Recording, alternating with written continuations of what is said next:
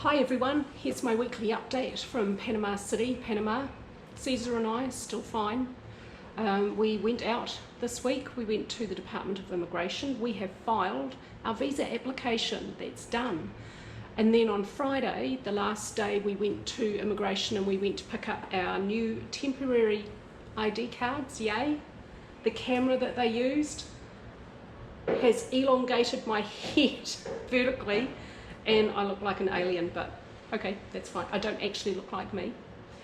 So that process is done, yay. I can't believe that we're actually managing, possibly, to emigrate during a global pandemic. That's pretty special. Okay, so that's huge news. That's a really good move forward. We're still safe, we're still well. Panama City and Panama Oeste, which is Panama West, is still in very strict quarantine. I am still only allowed to leave the building for a total of 6 hours a week. We still have men and women separated. Women are allowed to leave for 2 hours on each of Monday, Wednesday, Friday. Men are allowed to leave for 2 hours on each of Tuesday, Thursday, Saturday, if they so choose. We tend to not go out that much though. I think I only went while I had the visit to immigration. I think I went out once or twice to just go to the supermarket and the pharmacy to get basics. So that's life, continuing. I found some bad news today. Particularly Panama City's hospitals are extremely close to capacity, and if the number of new cases and hospitalizations continues at this particular rate for much longer, it will be overwhelmed. So that's very concerning. So we are taking this very seriously. We are not leaving very much. When we go out, we're wearing N95 masks. It's pretty much all we can do is continue to follow the law and hope this gets better. Hope is a terrible strategy, but again, it looks like it's all we've got.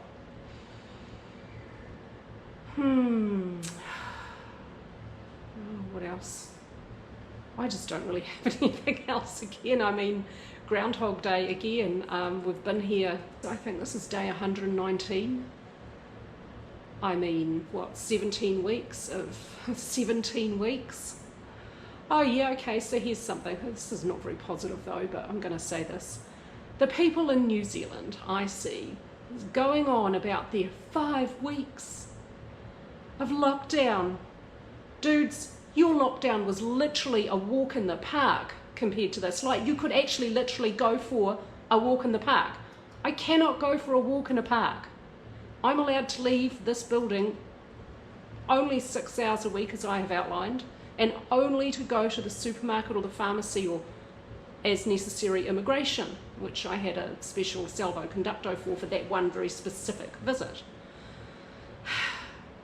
I do wish New Zealanders would realise that they have done something fantastic, amazing. There's zero community transmission. They have essentially eliminated coronavirus from the country. The very few cases that you guys have are now in quarantine at the border. And I am also extremely angry with those people who think that the rules may not apply to them and they want to abscond from quarantine. How dare they? But this idea that you all went through some amazing hardship and that the people coming into New Zealand need to realise the hardship you've been through, well, actually, they possibly have been through greater privations and hardship than you guys. You guys actually had it quite quick and relatively easy. Like I said, pretty much here, week 17 of being stuck in an apartment in a city, cannot even go for a walk in the park. This is really hard. I haven't surfed since February. This is really hard. So yeah, the going on about how hard you guys all did it, I think you need a little bit of perspective.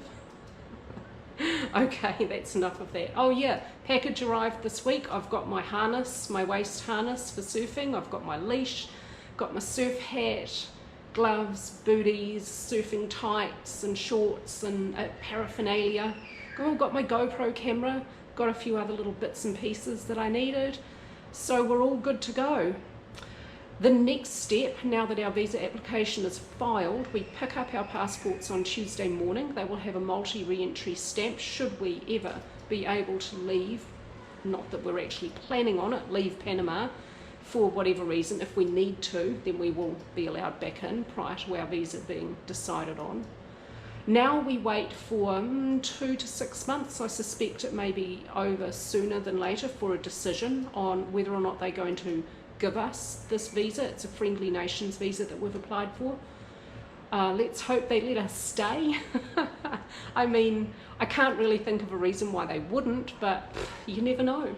We just have to wait for their decision, and that's their decision. So we wait for that. In the meantime, the next plan is to see if there is a way we can, within the rules legally, leave this city and find and take a lease on a house down in Coronado next to surf, and get out of the city and down to a smaller, more beach community environment that we're used to and close to surf. So that's the next step. However, a wee spanner in the works may be on the way, sadly. Again, I often say that in these videos, sadly. Well, things are sad here. The health professionals, or I think the doctors here in Panama City, made a call to the government in some way to ask the government to consider a very strict 15-day quarantine for Panama City and Panama West, because as you'll see when I show you the traffic when we went out to go to immigration, it looks like there's no quarantine in this city. Like I said last week, I don't know what these people are all doing or where they think they're going, but they're all going somewhere every day. This city is humming. Everything's closed, but there's traffic and people everywhere. I don't know why. So I think that's probably got a lot to do with why the number of cases here is increasing. But of course the problem is a lot of these people need to. They need to go out and hustle and make some money and do something and they need to get food.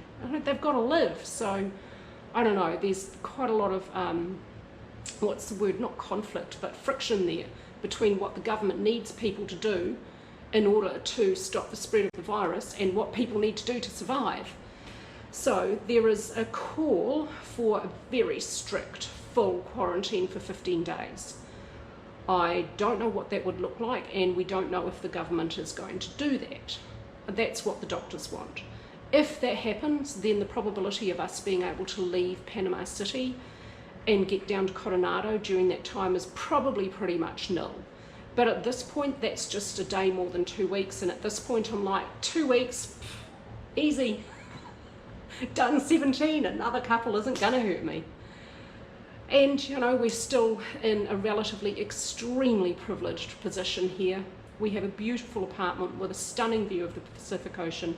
We have plenty of food, plenty of water, we have electricity, we have air conditioning, we've got everything we need, and a lot of things we don't need. So I'll keep you updated. That's the next step, getting down to Coronado, and a house with a garden so we can have outside and nature. I miss nature very much. I'll put at the end of this video this week's cocktail. I didn't do one last week, but I have done one for you this week, a new creation of mine. I quite like it. And the visit to immigration, just showing you a little trip through the city here, and just take note of all that traffic and the strictest quarantine. Yeah, all these people. Okay, that's it from me this week. Bye guys. Okay, so this is my latest random creation because I went to the supermarket looking for frozen blueberries, couldn't find any, did find some frozen cherries and thought, hey, that might be interesting, and this is what I've made. It's essentially a frozen dark sweet cherry daiquiri. So I've got a few of these guys in here. I had this last night and oh my god, it's amazing. I'm just going to chuck them all in because, you know, pretty small little pouch of these guys, need to get some more. So that's just a few frozen cherries, decent amount of ice here, that's a bit of ice. I'm going to put one of these, 1.5 ounces of fresh squeezed lime juice. Oh goodness, I need some more. Okay, just squeeze some more. Like I said, I wasn't going to buy a lime or a juice squeezer, but here we are, because, well, you know, it beats doing it without any assistance. And this is a particularly good one because then you can pour it out nicely. Although it's plastic. But avoiding plastic here in Panama, I've discovered, is really difficult. Okay, so I think this is going to probably make about 1.5 drinks, maybe 2. So I do 1.5 ounces of Havana Club for each drink. So I'll do 2, or total of 3 ounces of Havana Club for that. I'm going to cheat and add just a tiny little bit, 1/2 ounce of essentially a simple syrup version that they have here at the supermarket. I don't know what that means, but that's what I'm putting in. My Spanish has not yet reached that level. There you go. Blend it to within 1 inch of its life and then a little beyond. I don't know what it is about the combination of the black cherries, touch of lime, and that only made 1 drink. And just a touch of the sugar syrup, and it's so yummy. And this is really good for a hot climate. It's going to melt quite quickly, and if I drink it from the bottom, my straw won't get clogged up, and it's just going to have the best flavour. Yay. So that's this week's cocktail.